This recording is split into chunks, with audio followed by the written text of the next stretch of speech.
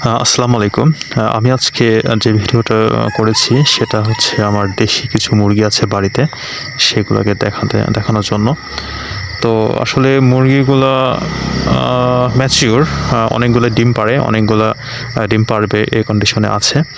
তো মুরগিগুলো আল্লাহর মতো সুস্থ, তবে কিছু মুরগি কুচ্চা হয়েছে, যেটাকে গ্রামের ভাষায় কুচ্চা বলে। ডিম পাড়া অলরেডি বন্ধ করে দিয়েছে কিছুদিনের জন্য। তো তারা ঘরের মধ্যে থেকে সহজে বের হতে চায় না। ওদেরকে বেশ টানা-হেঁচড়া করে বের করতে হয়।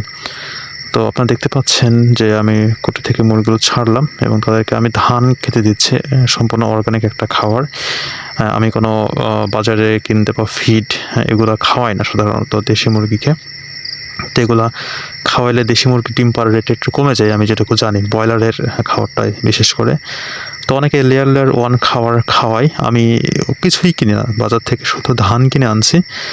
ধান ওদেরকে আমি খেতে দিই, ধান, চালের খুদ, গমের ভুসি মাঝে মধ্যে ভাতের মাড়ের সাথে মাখাই খাওয়ানোর চেষ্টা করি।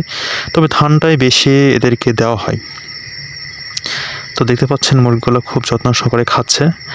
আল্লাহর রহমতে এরা অনেক সুস্থ, যদিও এখন শীত পড়ে গেছে, নভেম্বর মাসের মাঝামাঝি চলতেছে, গ্রামে অনেক শীত থাকে।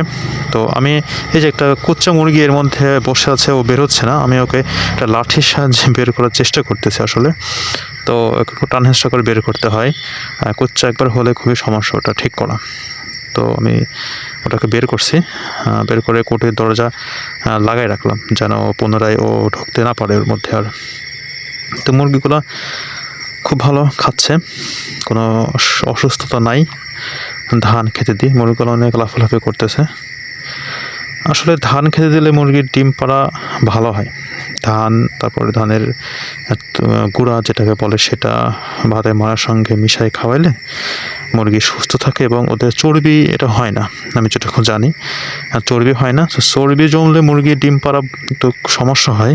তো এমন কিছু খাওয়াইতে হবে যেটা ফ্যাট মুক্ত। তো আমি ওই ধরনের খাবার এদেরকে দেওয়ার চেষ্টা করি। প্রথম দিকে আমি ওদেরকে ভুট্টার আটা মাখায় খাওয়াইতাম, ওটা অনেক বড় ভুল ছিল।